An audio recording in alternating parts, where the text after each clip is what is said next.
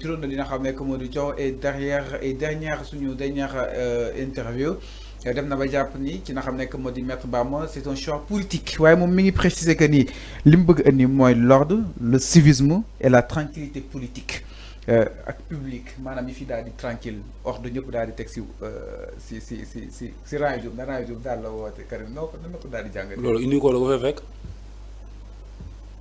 loolu. indi ko fi da ko fay fekk. dafa fekk Jean-Baptiste Tine di def loolu. ñi fi nekkoon dañ doon nekk ci loolu lañ nekkoon Jean-Baptiste Tine ñëw di ko def moom indi ko da ko fay fekk la seule différence mooy moom dafa nekk benn ministre de l'intérieur partisan. ñun li ñu doon xeex ànd ak ñoom doon ko xeex.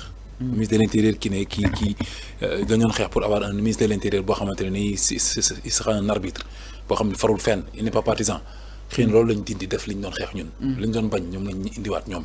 ci def ko ministre de l'intérieur moom en étant avocat de Ousmane Sonko. loolu rek la sinon li muy wax noonu loolu indi ko fi da ko fay fekk te du moom moo ko fi indi da ko fay fekk la police yàgg na régner l'ordre yàgg na taxaw si sécurité sénégalais yi et leur bien. loolu mooy loolu de la police en fait devise police loolu la. veiller sur la tranquillité publique. mais bien loolu dégg c'est ça mais c'est le rôle de la police c'est le slogan de la police en fait. mais jamono jii passé dañoo gisoon que dafa amoon ay pëccoxoo daal. fan moo am pëccoxoo rien ne respecte pëccoxoo fan la amoon fan moo am pëccoxoo. c'est-à-dire da ngay gis fi yow depuis Pastef au pouvoir da nga fi gis benn yoon boo xam ne dafa am désordre public. da nga fi gis wax peut-être sûrement. xëy na yow la yow bëgg a waxee waxoo désordre da nga ko fi gis yow. lu ay neex wax c'est le ministre de l'Intérieur qui doit gérer ça. désordre verbal entre autres. Au fait parle-moi de désordre d'où vient les désordres verbal. Au fait c'est pas le ministre de l'Intérieur qui doit gérer ça les désordres verbal par exemple. Qui doit gérer ça le ministre de l'Intérieur. su fekkee loolu dafa am sax nag te je pense que désordre maanaam. trouble à l'ordre wala désordre verbal ku ko fi njëkk a def c'est le ministre c'est premier ministre du Sénégal moo taxaw ne justice bi c'est des corrompus magistrats yi moo taxaw ne président matul kilifa Sénégal dafa am problème mu kii autorité moo taxaw ne ku ma xeex la jàkkaarloo menacé presse bi moo traité la société civile de lan ban moo la utiliser sax ñu traité société civile bi la société civile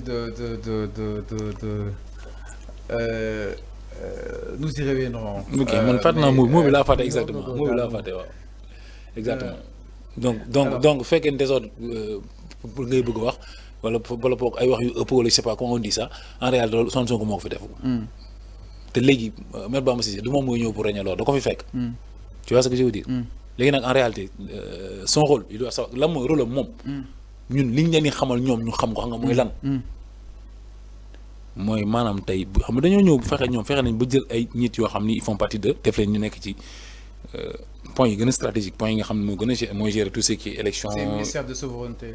merci xam nga wax moom souveraineté sax mais maanaam élection ñaar yi ñoo ko yor. justice ak intérieur. léegi nag dafa am possibilité yu bëri yoo xam ni intérieur mën na ko def surtout par rapport ak sa leader boo xamante ne ni il est inéligible xam nga léegi éligibilité boobu noonu xam nga xam ne mën nga ko jëm mën na la loi d'amnistie est passée par là l'éligibilité ou non d'Ousmane Sonko ce débat là est dépassé Ousmane Sonko est quand même éligible d'après cadre yi nga xam ni itam ko doon yëkkati non ça en réalité Maître Bamba Cissé il n'a qu'à s'adresser Cour suprême au Cour suprême magistrat yi na wax ak ñooñu moom juriste la xam na droit bu fekkee daf leen ko gën a xam ñoom comme loolu c'est dépassé pourquoi aller déposer un rabat d'arrêt mais cet rabat d'arrêt est déposé à la Cour suprême bien avant que li nga xam ne que moo di coow li di am non defal na après le Cour suprême daal non écoute dama bëgg mu leer une fois à la Cour suprême xam nga yow fekkee ni moom dafa ni éligibilité Ousmane Sonko loolu dépassé nañ ko ndax amnistie bi rek la na ko su waxee loolu léegi la moo tax ñu dem dugal rabat d'arrêt fa dugal seen rabat d'arrêt la mooy raison de rabat d'arrêt dossier Mame Mbaye Niang non Fallou aussi Fallou mënoo fi nekk non Fallou tu peux pas parler à la place des gens quoi parce que si vraiment Ousmane Sonko est éligible tu vois pas l'intérêt de défier dafay rabat d'arrêt ils n'ont pas besoin de ça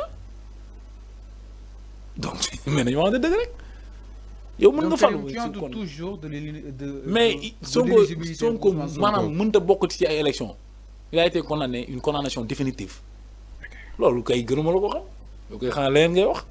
te du Maître Bamba Cissé mooy ñëw dindi décision justice bi du moom moo koy dindi non. Yeah. mais liste yi si moom lay loolu lépp c'est département Karim.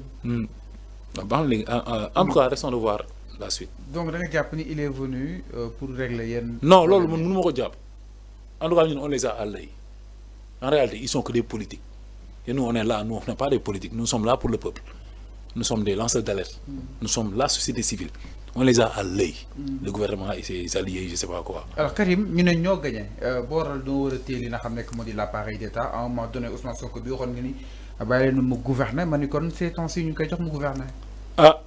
léegi xam naa ko moom gouverner moom kenn du nekk def ko si ni mu demee nii kenn du ne gouverner wul. et ni mu ko defee baax na nga jàpp ne. non bon Pastef en réalité. Pastef tout ce qui est Pastef moo baaxul seen façon de faire leur politique seen c'est-à-dire en réalité dama ko wax chaque fois wax naa ko fii ne ils ont trahi le peuple sénégalais ils n'ont pas respecté leurs engagements ñoom lan la ñu waxoon dañ ne les hommes qu'il faut à la place qu'il faut lan la ñu waxoon dañu waxoon ay appel. appel à candidature. lan la ñu waxoon ay appel d'offre si côté kii. monnaie beeg yooyu monnaie yeeg yooyu. lan la ñu waxoon libérer justice sénégalaise bi lan la ñu waxoon génn ci fonds politique maanaam bàyyi fonds politique parce que baaxul dafa xarab lan la ñu waxoon c'est-à-dire yooyu yëpp dañ ko waxoon quoi léegi ñoom leurs propos leurs engagements yi nga xam ñoom dañ ko jëloon. leurs engagements yi nga xam ne jëloon nañ ko loolu ñoom dañ cee génn. xam nga ci waa Sénégal léegi. génn nañ si léegi nag parce que ñoom mënuñu génn ci seen i engagement démb yi nga xam moo taxoon nit ñi di dee ngir am yaakaar ci loolu ba pare après ñu bëgg ñun ñu nangul leen li ñu nekk di doxalee nii taxaw naa léegi dañuy état parti la ñuy def te état parti ñun dañ ko doon xeex ak Macky Sall te ñoom dañu àndoon di ko xeex ak ñun ak Macky Sall mais état parti la ñuy def. ñaata yoon Ousmane Sonko taxaw di critiquer Antoine Diome parce que dafa ne Antoine Diome dafa kii Antoine Diome dafa c'est un partisan man yàgg naa wax la Antoine Diome est partisan day militer xombal di wax di expliquer maintenant qu'est-ce qui se passe maintenant. si mais dafa mel ni si les technocrates doxul moo waral mu rebattre exactement. mais sur ses alliés comme ñoom Yacine Fall ñoom Maître Bamba Cissé et compagnie. non man sama problème du loolu sama problème mooy où est leurs engagements am na valeur parole donnée. peut-être doxul moo tax ñu changé comme Karim. non doxul lan moo doxul fii. mais Karim lan moo doxul non attends yéen a ne doxul. non mais attends. yéen a ne li fi def doxul moo tax ñu changé. lan moo changé qu'est-ce qui a changé entre temps. ministère yi à la tête. ban ministère la yi leen jiite. yan ministère lañ changé ñaari ministère lañ di changé. justice ak kii. intérieur ak intérieur loolu lan moo doxul intérieur moo doxul lan moo doxul justice bi te justice bi liñ ci kaas ñëpp gis nañ ko. yow gis nga ministre de la justice non attends non déglul xool non Fallou il faut me laisser terminer quoi. allez-y. ministre de la justice dafa taxaw jàkkaarloog Sénégalais yi. jàkkaarloog assemblée nationale ne man ki du ma nangu ñu may teg benn pression. loolu koy Fallou dégg nga ko yow. man du ma teg benn magistrat benn pression. foofu la commencé am problème te rumeur yi doon nañ ko dégg que ñoom jubawuñu parce que gars yi nanguwuñu Ousmane Diagne accepté wu li ko gars yi bëgg def loo rumeur yi dégg nañ ko gëwuma ko nag dama dégg ñu koy wax ci ñëpp mais nag loolu en réalité mais est-ce que loolu taxul ñu changé di mais ku gis ni ñu changé nga xam ne lii c'est le gouvernement d'Ousmane Sonko c'est le choix de Pastef parce que ñoom peut-être Ousmane Diagne dafa leen résister ne leen man du ma nangu li ngeen bëgg def malgré tout ce qui s'est passé nga xam jot nañ sax tilimal Ousmane Diagne taachal ay gàkk ay li seen carrière ñoom mais terewul xoolal li xew xoolal arrestation yi xoolal arrestation ay Lat Diop ay Farba Ngom ay Badara Gadiaga ak Abdou Nguer qu'on se dise la vérité. Alors mi ngi naan exactement Karim donc sur le plan institutionnel moom ki nga xam ne moo di Maître Bamba il a insisté la nécessité d'une nouvelle approche administrative. Il nous faut une doctrine de service public et non de la puissance publique.